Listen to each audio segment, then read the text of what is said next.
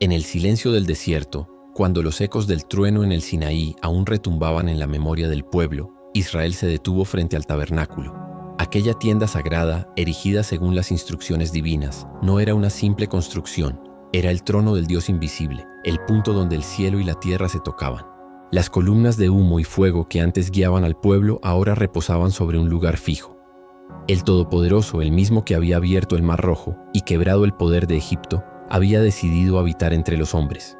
Pero ¿cómo puede lo infinito convivir con lo limitado? ¿Cómo puede un Dios santo morar entre un pueblo imperfecto? Así comienza el libro de Levítico, un libro que no habla de conquistas ni de guerras, sino de algo mucho más profundo, la santidad. Mientras Génesis revelaba los orígenes del hombre y Éxodo narraba su liberación, Levítico muestra el propósito de esa libertad: ser un pueblo apartado, consagrado, diferente. La esclavitud había quedado atrás, pero ahora Israel debía aprender a vivir como nación santa bajo la mirada de su Creador. Primer punto: el llamado a la santidad. Dios habita entre su pueblo. El campamento entero se ordenaba alrededor del tabernáculo. En el centro, la gloria de Dios. Alrededor, las 12 tribus. Cada movimiento, cada sacrificio, cada palabra pronunciada debía reflejar la pureza del Dios que habitaba en medio de ellos. Era un llamado solemne: sed santos, porque yo soy santo. Esa frase, repetida como un eco divino a lo largo del libro, resumía toda su esencia. No se trataba de rituales vacíos, sino de una comunión viva entre lo eterno y lo humano. Dios habló desde el tabernáculo a Moisés, instruyéndolo con leyes, ofrendas y ritos. Cada mandamiento era una revelación del carácter divino. Los sacrificios enseñaban que el pecado tenía un costo: la sangre derramada, el humo que ascendía al cielo, el fuego que nunca se apagaba. Todo era una sombra de un plan mayor, un preludio de la redención perfecta que un día llegaría. Levítico no es solo un manual de rituales antiguos, es un mapa espiritual que apunta al corazón de Dios. En sus páginas se despliega el misterio del perdón, la necesidad de pureza y la responsabilidad del hombre ante lo sagrado. Los sacerdotes son elegidos y ungidos, convirtiéndose en mediadores entre el cielo y la tierra. Pero incluso ellos no están exentos del juicio, pues la santidad exige obediencia absoluta. Nadie puede jugar con el fuego divino sin ser consumido por él. Levítico es el retrato de un Dios que desea cercanía, pero que también demanda reverencia. Es el relato de un pueblo que aprende que acercarse a la gloria no es un privilegio liviano, sino una responsabilidad que transforma la existencia. En medio del desierto, entre el polvo y el incienso, Israel descubre que la libertad sin santidad es solo una ilusión. Cada ley, cada detalle sobre pureza, cada fiesta y cada sacrificio revelan una verdad eterna. Dios no busca solamente liberar a su pueblo, sino morar en medio de él. Y para que eso ocurra, el hombre debe aprender el camino de la santidad. Así se abre el libro de Levítico, un capítulo sagrado en la historia del encuentro entre lo divino y lo humano. Un libro que nos recuerda que la presencia de Dios no se conquista con fuerza, sino con pureza. Que el fuego del altar no es un adorno, sino un símbolo de un amor que consume todo lo impuro. El monte Sinaí aún humea en la distancia, pero el viaje hacia la comunión verdadera apenas comienza. El Dios que descendió en gloria ahora enseña a su pueblo cómo permanecer cerca de Él sin perecer en su santidad. Y en ese misterio ardiente, entre el sacrificio y la misericordia, se revela el corazón de Levítico, el Dios santo que eligió habitar entre los hombres. El campamento de Israel reposaba en silencio bajo el vasto cielo del desierto. En el centro, rodeado por las tiendas de las 12 tribus, se erguía el tabernáculo, el santuario donde el Dios del Sinaí había decidido habitar. La nube de su gloria se alzaba sobre el lugar, visible para todos, recordando que la presencia divina ya no estaba en lo alto de una montaña inaccesible, sino en medio de su pueblo. Era un misterio sagrado. El Dios eterno, el creador del universo, había descendido para morar entre hombres frágiles y pecadores. Desde aquel lugar, Dios habló a Moisés.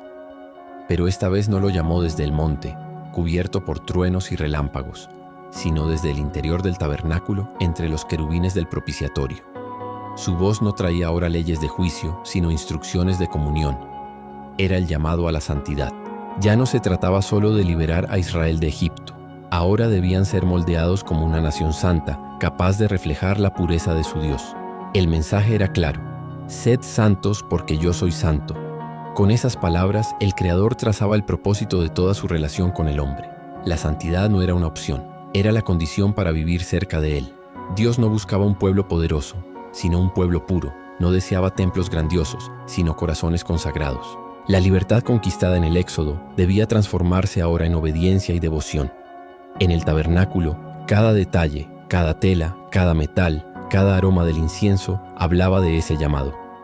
Las cortinas que separaban el lugar santísimo recordaban la distancia entre el Dios perfecto y el hombre caído, pero también la posibilidad del encuentro por medio del sacrificio. El altar, ennegrecido por el fuego constante, mostraba el costo del pecado y la misericordia que lo cubría. La sangre derramada no era un simple ritual, era una lección viva de que la pureza tenía un precio. El pueblo debía aprender que acercarse a Dios no era un acto trivial. No podían venir ante su presencia de cualquier manera, ni ofrecer lo que les pareciera conveniente. El Dios que los había liberado con mano poderosa era el mismo que exigía reverencia y orden. En Levítico, cada instrucción era una pieza del gran diseño divino. Cómo un pueblo impuro podía convivir con la santidad sin ser consumido por ella. Moisés, el mediador, se convertía en portavoz de esa relación. Él subía a la presencia divina para recibir las palabras del Eterno y luego las transmitía al pueblo con solemnidad. Cada mandamiento revelaba un aspecto del carácter de Dios, su justicia, su pureza, su compasión. El pueblo debía reflejar esos mismos atributos en su conducta diaria, en su trato con los demás, en su adoración y en su vida cotidiana. La santidad era mucho más que un código de leyes religiosas, era una forma de vida. No se limitaba al altar, sino que se extendía a cada rincón del campamento. Dios enseñaba que su presencia debía influir en todo, en lo que comían, en cómo trataban a los pobres, en la manera en que cuidaban su cuerpo, en la justicia de sus decisiones. Vivir bajo la gloria del tabernáculo era vivir bajo la mirada constante de un Dios santo, pero este llamado no estaba basado en miedo, sino en amor. El Señor no imponía su santidad como un peso, sino como un privilegio. Habitar cerca de Él era el más alto honor que una nación podía tener. Israel debía comprender que había sido elegido no por mérito, sino por gracia. El mismo fuego que un día descendió sobre el monte ahora ardía en medio de su campamento, y ese fuego debía mantenerse vivo no solo en el altar, sino en sus corazones. El Dios del Sinaí ya no era una voz entre relámpagos, sino una presencia que caminaba entre su pueblo. El desierto, antes símbolo de soledad, se había transformado en un templo viviente. Pero con esa cercanía venía también una advertencia. El que se acerca al Dios Santo debe hacerlo con pureza, porque su fuego consume toda impureza. La santidad no era una opción decorativa, sino una exigencia vital. Cada día, los sacerdotes se acercaban al altar con temor reverente, sabiendo que lo que allí ocurría era un reflejo del cielo mismo. Las ofrendas se elevaban como aroma agradable, y el humo del sacrificio ascendía al trono divino. Era una danza de obediencia y fe, donde el hombre reconocía su fragilidad y Dios extendía su misericordia. El llamado a la santidad era, en el fondo, una invitación a permanecer en la presencia de Dios. Era la manera en que un pueblo terrenal podía mantener comunión con un Dios celestial. Y así, Levítico comenzaba su enseñanza eterna. La libertad no tiene sentido sin santidad, y la santidad no se alcanza sin obediencia. En medio del silencio del desierto, el Dios del universo había elegido morar entre su pueblo. Su voz resonaba desde el tabernáculo, no como un eco distante, sino como una promesa viva. Yo estaré con vosotros, y vosotros seréis mi pueblo. Ese fue el inicio de un pacto eterno, el principio de una historia donde la santidad se convierte en el lenguaje del amor entre Dios y los hombres. Segundo punto, los sacrificios y ofrendas, el precio del perdón. El sonido del fuego crepitando en el altar del tabernáculo se elevaba cada mañana, acompañado del aroma denso del sacrificio. En el centro del campamento, donde la gloria de Dios reposaba, se levantaban columnas de humo que subían hacia el cielo como una ofrenda viva. Era el lenguaje del perdón, el puente entre un pueblo pecador y un Dios santo. Israel había aprendido que acercarse a la presencia divina requería pureza, pero ahora debía comprender algo más profundo. La santidad tenía un precio. No bastaba con querer ser perdonado. La justicia de Dios exigía expiación, una sustitución, una vida entregada por otra. Así nacía el sistema de los sacrificios, no como un acto cruel, sino como una manifestación de misericordia. En el altar, la vida del inocente cubría la culpa del culpable. Dios instruyó con precisión cada detalle. No dejó nada al azar. El altar debía ser un lugar de fuego perpetuo, símbolo de su justicia constante. Cada tipo de ofrenda tenía un propósito, una enseñanza espiritual, una forma distinta de comunión con el Creador. El holocausto era la entrega total. El animal, sin mancha, era ofrecido completamente al fuego, consumido hasta las cenizas. Nada se retenía.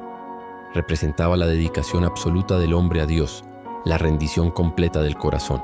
Al ver el humo ascender, el pueblo recordaba que su vida debía ser como esa ofrenda, entregada por entero al Señor. El sacrificio de cereal, hecho de harina fina, aceite e incienso, era un tributo de gratitud. No tenía sangre, pero sí pureza. Mostraba que incluso los frutos del trabajo humano podían ser consagrados a Dios. Cada grano molido recordaba el esfuerzo del hombre y la provisión divina que lo sostenía.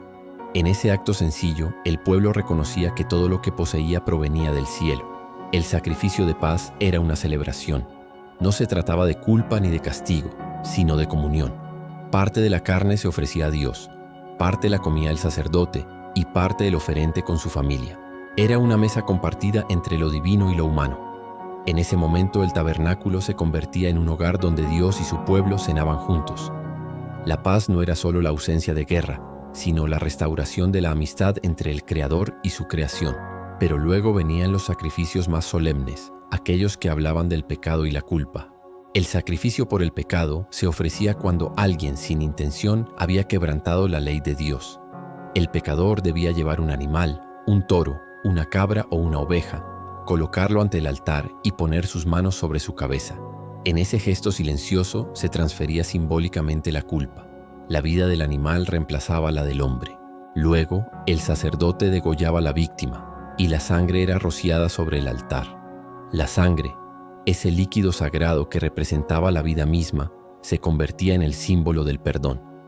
Porque la vida de la carne está en la sangre, dijo Dios, y yo os la he dado sobre el altar para hacer expiación por vuestras almas. En esas palabras se revelaba el corazón del Levítico. El perdón no era gratuito, costaba vida. El pecado, aunque cometido en silencio, dejaba una deuda que solo la sangre podía cubrir. Sin derramamiento de sangre no había remisión.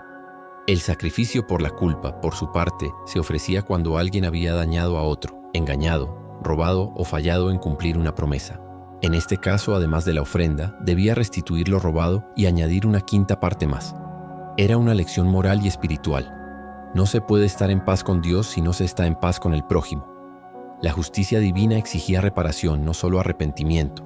Cada sacrificio, cada gota de sangre, cada humo que se elevaba del altar enseñaba algo esencial. El pecado tenía un costo real, pero también revelaba la misericordia insondable de Dios, que aceptaba una vida en lugar de otra. No había magia ni superstición en esos ritos, sino una profunda verdad espiritual. El altar era el escenario donde la justicia y la gracia se encontraban. Para el pueblo, ver al sacerdote ofrecer el sacrificio era un recordatorio constante de su fragilidad. Cada vez que un animal moría, el israelita comprendía que debía haber sido él. Sin embargo, el amor de Dios había provisto un sustituto. Esa sangre inocente clamaba redención, anticipando un día en que ya no serían necesarias más víctimas. Porque detrás de cada ofrenda, detrás de cada sacrificio, había una sombra profética. Cada animal inmolado apuntaba hacia un sacrificio perfecto, único y eterno. Uno que no solo cubriría el pecado, sino que lo borraría para siempre. Pero ese misterio aún estaba por revelarse. En el tabernáculo, entre el humo del altar y el eco de los cánticos sagrados, Israel aprendía una verdad eterna. La comunión con Dios cuesta sangre, pero esa sangre abre el camino al perdón. El precio del pecado no era ignorado, sino pagado en amor. Así, los sacrificios no eran solo ritos antiguos, sino actos de esperanza. Porque en cada chispa del fuego del altar brillaba la promesa del Redentor que vendría a ofrecer su vida como la ofrenda final. Punto número 3.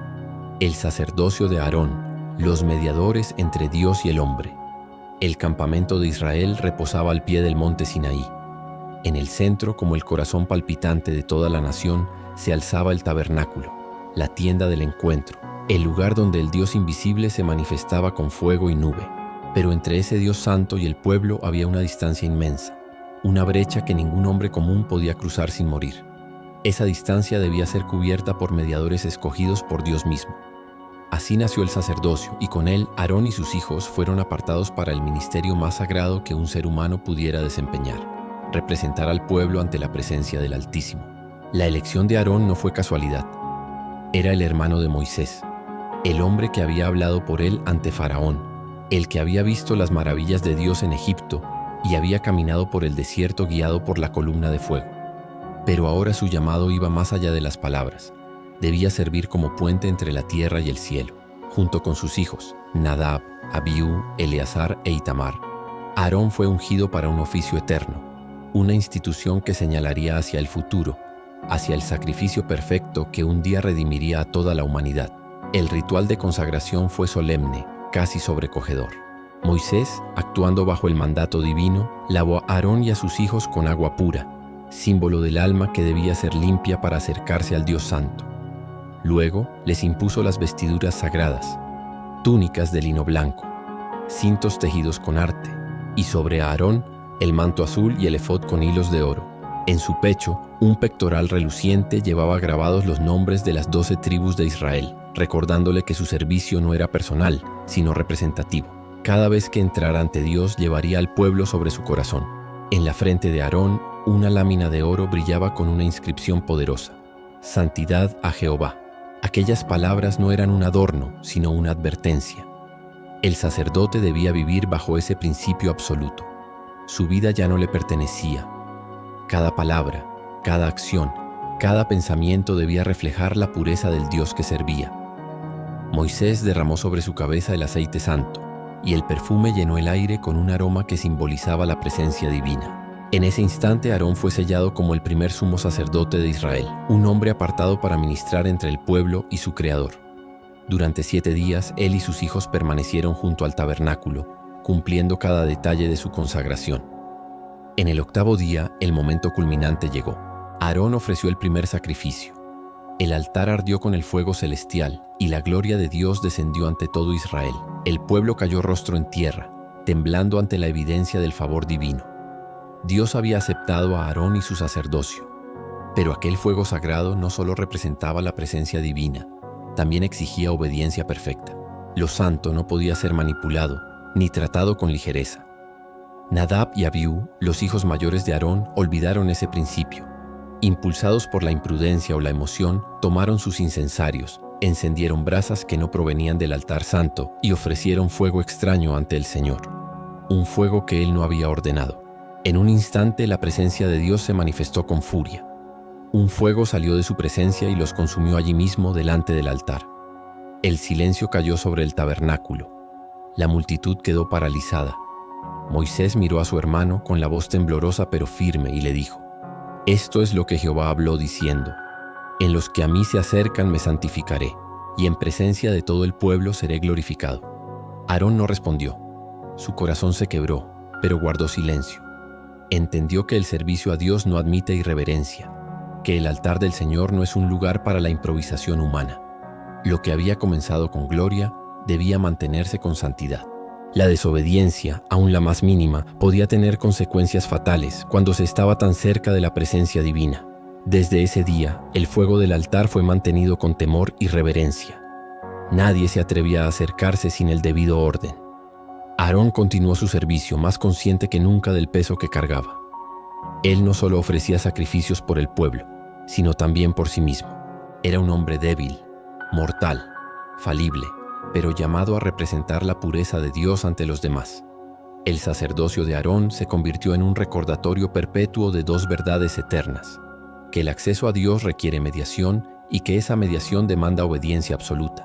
En cada sacrificio, en cada oración, en cada gota de sangre derramada, se repetía el mismo mensaje: la santidad de Dios no puede ser profanada, y la vida del hombre solo puede acercarse a Él a través del sacrificio y la intercesión.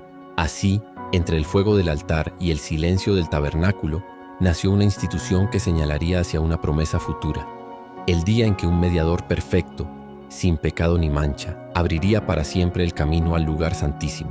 Pero en los días de Aarón, aquel misterio aún permanecía velado, cubierto por la nube de gloria que reposaba sobre el santuario, donde Dios habitaba entre su pueblo. Punto número 4. La pureza y la impureza, lo que separa al hombre de Dios. En el corazón del libro de Levítico, después de haber revelado la santidad de su presencia y establecido el sacerdocio, Dios lleva a su pueblo a una enseñanza aún más íntima y desafiante: la distinción entre lo puro y lo impuro. Y aquí la revelación se adentra en los detalles más cotidianos de la vida humana, porque la santidad no se limita al altar ni al tabernáculo. se extiende al hogar, al cuerpo, a la comida, a las relaciones, al trato con los demás y con uno mismo. El Dios que habita entre su pueblo no solo desea ser adorado en el santuario, sino obedecido y honrado en cada respiración de la existencia. La voz de Dios, que antes resonó con truenos en el Sinaí, ahora se hace cercana, penetrando cada aspecto de la vida diaria. En estos capítulos se despliega un código de pureza que abarca desde los alimentos que el hombre puede comer hasta las enfermedades que lo afectan, desde los actos morales hasta las condiciones espirituales del corazón. Todo ello revela una verdad fundamental. Dios es santo y su pueblo debe reflejar esa santidad en todo lo que hace. El tema de la pureza no se trata simplemente de reglas arbitrarias. Cada instrucción tiene un propósito profundo, un mensaje espiritual velado tras lo físico. Lo puro representa la vida. Lo impuro simboliza la corrupción y la muerte. Lo santo refleja la presencia divina. Lo profano, la separación del Creador. Dios enseña a Israel que acercarse a Él requiere discernimiento, respeto y obediencia, porque su santidad es fuego que consume toda impureza. El Señor comienza estableciendo leyes sobre los alimentos. Algunos animales pueden comerse, otros no. El cerdo, el camello, el marisco y las aves carroñeras quedan prohibidos. No porque haya algo intrínsecamente malo en ellos, sino porque Dios está enseñando a su pueblo a distinguir, a decir esto sí y esto no. Cada elección, incluso en la mesa, debía ser una oportunidad para recordar la santidad de su relación con Dios. Comer no era un acto banal, era un recordatorio diario de que pertenecían a un Dios diferente a todos los demás. Luego vienen las leyes sobre la impureza corporal, como las enfermedades y secreciones, temas que, aunque parecen triviales o médicos, reflejan una dimensión espiritual. La lepra, por ejemplo, no era solo una afección física, era un símbolo visible del pecado que corrompe desde dentro, separando al hombre de la comunidad y de Dios. El leproso debía ser apartado no por desprecio, sino como una imagen del efecto devastador del pecado. Aislamiento, vergüenza y la necesidad de purificación. Y sin embargo, Dios también provee la forma de restauración. Ninguna impureza era definitiva si había arrepentimiento, obediencia y sacrificio. La pureza podía ser recuperada. Cada detalle, desde las manchas en la piel hasta el moho en una casa, servía para recordar que nada impuro podía permanecer donde Dios moraba. No se trataba de limpieza física solamente, sino de una limpieza del alma. El mensaje era claro: lo que contamina al hombre no viene solo de fuera, sino también de dentro. El pecado, como una enfermedad, comienza en lo oculto y termina destruyendo lo visible. Entre todas estas leyes se encuentra también la enseñanza sobre el parto y la sangre, mostrando que incluso los procesos naturales del cuerpo requerían un tiempo de purificación antes de poder acercarse nuevamente a la presencia divina. Dios no despreciaba la naturaleza humana, sino que la ordenaba, enseñando que cada aspecto de la vida debía alinearse con su santidad. No había espacio para lo casual o lo indiferente. Cada acto tenía un peso espiritual. El punto culminante de esta sección es el Día de la Expiación, un evento solemne en el que el sumo sacerdote debía entrar al lugar santísimo para purificar el santuario y al pueblo de todas sus impurezas.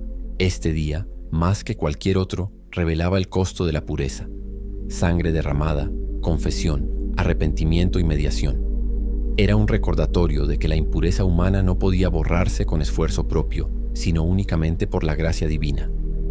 La santidad exigía un precio, y ese precio debía ser pagado ante el altar.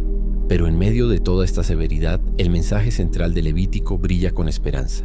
Dios no entrega estas leyes para oprimir, sino para enseñar que la vida santa es posible, que el hombre puede vivir en comunión con su Creador si camina en obediencia y reverencia. Ser puro no era una carga, sino un privilegio, el privilegio de ser diferente, de ser reflejo de la gloria divina ante un mundo impuro. Cada norma, cada rito, cada sacrificio apuntaba hacia una verdad eterna. La santidad no es una opción, es una forma de vida. No se trata solo de cumplir reglas, sino de vivir conscientes de la presencia de Dios en todo momento. Israel debía aprender que ser el pueblo de Dios significaba vivir bajo un estándar distinto, no para enorgullecerse, sino para mostrar al mundo la diferencia entre la luz y las tinieblas, entre lo santo y lo común, entre la vida y la muerte. Así, el libro de Levítico se convierte en una escuela de santidad. Dios no se conforma con habitar entre su pueblo. Desea habitar en ellos y para hacerlo, les enseña a purificar cada rincón de su existencia. Desde los sacrificios hasta las leyes de pureza, todo tenía un propósito: preparar a un pueblo que no solo conociera a Dios, sino que reflejara su santidad en cada acción, pensamiento y palabra. En ese llamado eterno resuena la voz del Creador: «Sed santos porque yo soy santo». Una frase que atraviesa el tiempo, recordando a toda generación que la santidad no es una herencia cultural ni un simple rito, sino una respuesta viva a la presencia del Dios que camina entre los hombres. Punto número 5. El día de la expiación y el llamado a la santidad. Dios restaura su pacto. En el corazón palpitante del libro de Levítico, entre leyes, sacrificios y llamados a la pureza, emerge un día que sobrepasa a todos los demás. El día de la expiación, conocido en hebreo como Yom Kippur, es el día en que el cielo y la tierra parecen detenerse, el día en que el pecado del pueblo entero es confrontado ante el trono de la santidad divina. Ningún otro momento del calendario sagrado de Israel tiene tanto peso espiritual, tanta solemnidad, tanta trascendencia. Es el día en que el pueblo entiende que su destino, su relación con Dios, su misma existencia como nación escogida depende de un solo acto: la reconciliación con el Dios Santo. Durante todo el año, los sacrificios diarios mantenían la comunión entre Israel y su Creador, pero el día de la expiación era diferente. Era el día en que el sumo sacerdote, el único entre millones, debía entrar al lugar santísimo, el corazón del tabernáculo, el espacio donde la gloria de Dios moraba sobre el propiciatorio, entre los querubines de oro. Allí, detrás del velo, no había margen para el error. La presencia de Dios era tan intensa, tan pura, que un solo paso fuera del orden establecido significaba la muerte inmediata. Antes de entrar, el sumo sacerdote debía purificarse con agua y vestir ropas sencillas de lino blanco. La magnificencia de sus vestiduras reales quedaba atrás, porque ante la presencia del Altísimo no había lugar para la ostentación, solo para la humildad. Luego ofrecía un sacrificio por sí mismo y por su casa, reconociendo que incluso el mediador necesitaba ser perdonado. Solo después podía cargar sobre sí el peso de toda una nación. En ese día se traían 2 machos cabríos. Uno sería sacrificado y su sangre sería llevada al interior del santuario. El otro, conocido como el macho cabrío expiatorio o chivo emisario, sería llevado al desierto, cargando simbólicamente los pecados de Israel sobre su cabeza. Uno moría por la culpa, el otro la llevaba lejos. Juntos representaban un cuadro perfecto de justicia y misericordia. El pecado debía ser pagado, pero también debía ser apartado. Así, Dios mostraba que no solo perdonaba, sino que también limpiaba completamente. El silencio del campamento en aquel día era absoluto. Nadie trabajaba, nadie hablaba. Hombres, mujeres y niños esperaban en reverente temor, sabiendo que en ese instante su destino estaba siendo decidido dentro del santuario. El sacerdote entraba con incienso que llenaba el aire, creando una nube que cubría el propiciatorio. Luego rociaba la sangre sobre él 7 veces, símbolo de perfección y completitud. Con cada gota el sonido del sacrificio hablaba más fuerte que cualquier palabra humana. La vida del inocente ofrecida por los culpables. Y cuando el sacerdote salía, el pueblo sabía que la misericordia había triunfado. El perdón había sido concedido. El pacto restaurado. El fuego de la ira divina aplacado por la obediencia y el sacrificio. Era un nuevo comienzo. Una nueva oportunidad. La nación entera respiraba aliviada, sabiendo que por otro año más podían seguir caminando con el Dios que habitaba entre ellos. Pero el día de la expiación no era solo un rito, era una lección eterna. Enseñaba que la santidad de Dios no podía mezclarse con el pecado, que el acceso a su presencia requería purificación y que la vida humana solo podía mantenerse bajo su favor a través de la sangre derramada. Era una sombra profética de un sacrificio aún mayor de un sacerdote perfecto que un día entraría, no en un tabernáculo hecho por manos humanas, sino en el cielo mismo, llevando no sangre de animales, sino la suya propia para redimir de una vez por todas a los que se acercan a Dios. Dios concluye esta revelación con un llamado que atraviesa el tiempo y las generaciones. Sed santos porque yo soy santo. No es una sugerencia ni un ideal imposible. Es una orden, pero también una invitación. La santidad no es simplemente abstenerse del mal, es reflejar el carácter de Dios, es vivir en comunión con Él, ser luz en medio de la oscuridad, ser diferentes no por orgullo, sino por propósito. Israel debía entender que su elección como pueblo no era un privilegio para presumir, sino una responsabilidad para representar al Creador en la tierra. El día de la expiación, por tanto, no solo limpiaba los pecados del año, renovaba el pacto entre Dios y su pueblo. Era el recordatorio de que aunque la humanidad falla constantemente, Dios siempre ofrece un camino de regreso. Su justicia no anula su amor, y su santidad no cancela su misericordia. En el centro del santuario, entre la sangre y el incienso, entre el altar y el velo, se encontraba la verdad eterna del Evangelio anticipado. Dios desea habitar con los hombres, pero solo puede hacerlo cuando el pecado ha sido expiado. A partir de ese día, Israel debía caminar con un sentido renovado de reverencia. Cada ley, cada rito, cada mandamiento cobraba un significado más profundo. No se trataba de normas, sino de relación. El Dios que había descendido sobre el Sinaí con fuego y truenos, ahora había hecho morada entre su pueblo, pero no podía habitar donde reinara la impureza. Por eso, cada año, el día de la expiación recordaba que la santidad es el puente que une al cielo con la tierra, y la sangre, el precio que sostiene ese puente. Así culmina el mensaje central de Levítico: un Dios santo que restaura a un pueblo imperfecto, no por su mérito, sino por su gracia. El día de la expiación no es solo un evento del pasado, sino un eco eterno de la redención divina. En cada gota de sangre, en cada oración, en cada momento de silencio, resuena la promesa de un Dios que no abandona, sino que purifica, no destruye, sino que renueva, no se aleja, sino que invita. Sed santos, porque yo soy santo. El libro de Levítico nos recuerda que acercarse a Dios no es un acto casual, sino un encuentro sagrado. Entre sacrificios, leyes y purificación se revela una verdad profunda. La santidad no es una carga, sino una invitación a vivir cerca del Creador. Cada ofrenda, cada gota de sangre derramada apuntaba a un amor que trasciende el tiempo, a un Dios que no se conforma con observar desde lejos, sino que decide habitar entre su pueblo. Levítico no es solo un conjunto de normas antiguas, es un retrato del corazón de Dios, un llamado a vivir con propósito, a comprender que todo lo que somos y hacemos puede ser santo cuando se entrega a Él. En medio del fuego del altar y el silencio del santuario, descubrimos que la santidad no se impone, se responde. Así, el eco de esas palabras aún resuena a través de los siglos. Sed santos, porque yo soy santo.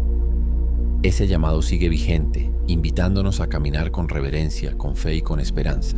Porque el Dios del Sinaí, el Dios del tabernáculo, sigue siendo el mismo Dios que hoy busca morar en los corazones dispuestos a recibirlo.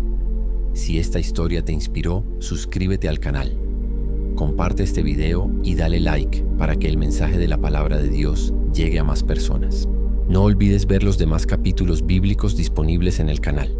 Cada uno es una nueva puerta para conocer más del poder, la fidelidad y la gloria del Dios eterno.